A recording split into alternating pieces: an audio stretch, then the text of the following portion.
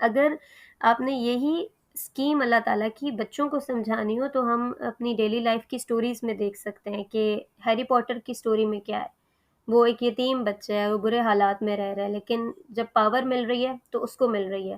پھر اسی طرح سنڈریلا میں کیا ہے، وہ یتیم بچی ہے لیکن پاور اس کو دے دی جاتی ہے ایک دم سے. اسپائڈر مین میں یہی ہو رہا ہے. تو آپ جب مختلف سٹوریز کو دیکھیں گے تو آپ دیکھیں گے کہ جو کمزور رتبے میں پیسے میں کم ہوتا ہے اس کو ایک دم سے پاور مل جاتی ہے. اب اس کا ٹیسٹ یہ ہوتا ہے کہ وہ اس پاور کے ساتھ کیا کرتا ہے، اور جو باقی کے ارد گرد کے لوگ ہوتے ہیں جو آلریڈی پاور یا اسٹیٹس میں ہوتے ہیں ان کا اب ٹیسٹ شروع ہو جاتا ہے کہ اس چیز کو مانے کیسے، اسے ایکسیپٹ کیسے کریں. تو نبیوں کے معاملے میں بھی ایسے ہی ہوتا ہے. نبی کریم صلی اللہ علیہ وسلم کے معاملے میں خاص طور پر کہ خود بھی وہ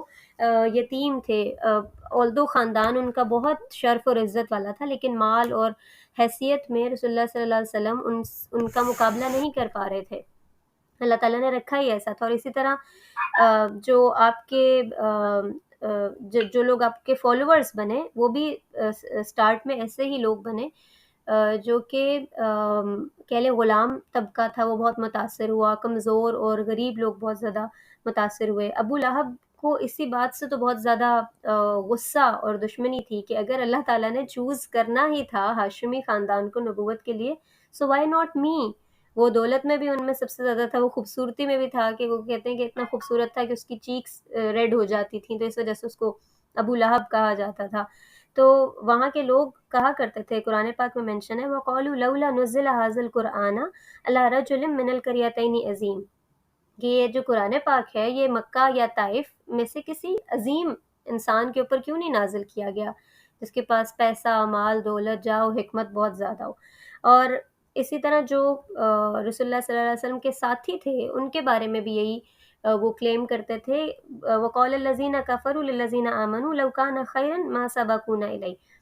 کفار کہا کرتے تھے ان لوگوں سے جو بلیورز بن گئے تھے کہ اگر یہ جو اسلام، یہ دین، یہ قرآن ہے جس پر تم ایمان لائے ہو، اس میں کوئی خیر اور بھلائی ہوتی تو تم ہم سے سبقت نہ لے جا سکتے اس کو ایکسیپٹ کرنے میں. یعنی اگر کچھ اچھائی یا خیر اور بھلائی ہوتی تو وہ پہلے ہمیں ملتی یا پہلے ہم اسے ایکسیپٹ کرتے. تو ایک طرح سے انسلٹ کرنا ان لوگوں کی بھی اور اس میسج کی بھی جو کہ پہنچایا جا رہا تھا کہ اس میں کوئی ایسی اسپیشل بات نہیں ہے، اسپیشل ہوتی تو پہلے ہمیں ملتی.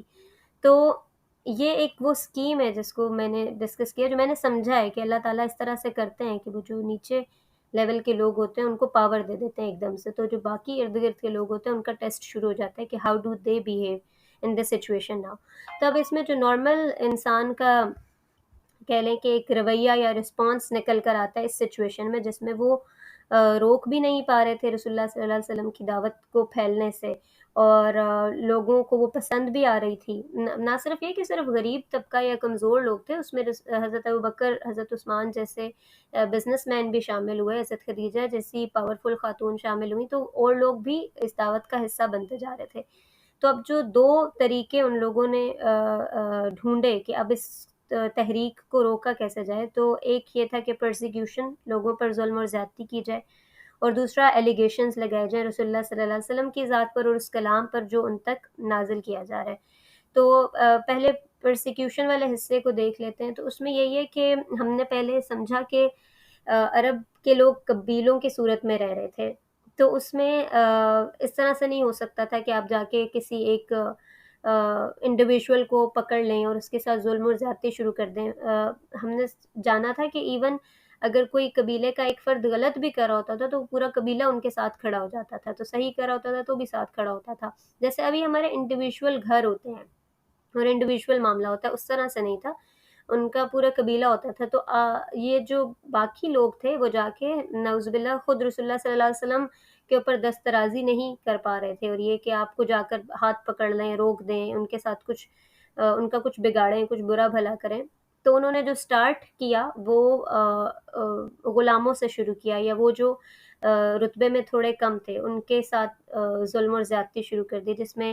ہمیں معلوم ہے کہ حضرت سمیہ اور ان کے جو ہسبینڈ ہیں حضرت یاسر رضی اللہ تعالیٰ عنہ، یہ دونوں ایک مشہور صحابی حضرت عمار بن یاسر کے والدین ہیں. اور ابو جہل کی سائڈ سے یہ آزاد کردہ غلام تھے، غلام نہیں تھے، مطلب ان کا سٹیٹس غلام سے تھوڑا اوپر تھا، غلامی سے نکل چکے تھے، لیکن سٹل کہہ لیں کہ ان کے خدمت گزار قسم کے لوگ تھے. اپنے اسٹیٹس کے حساب سے۔ تو ابو جہل کو جب معلوم ہوا کہ وہ اسلام قبول کر چکے ہیں تو اس نے ان پر بہت سختیاں کرنا شروع کی، اور یہاں تک کہ آخر میں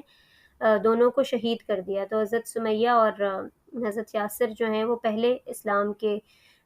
شہید تھے۔ اس کے اوپر حضرت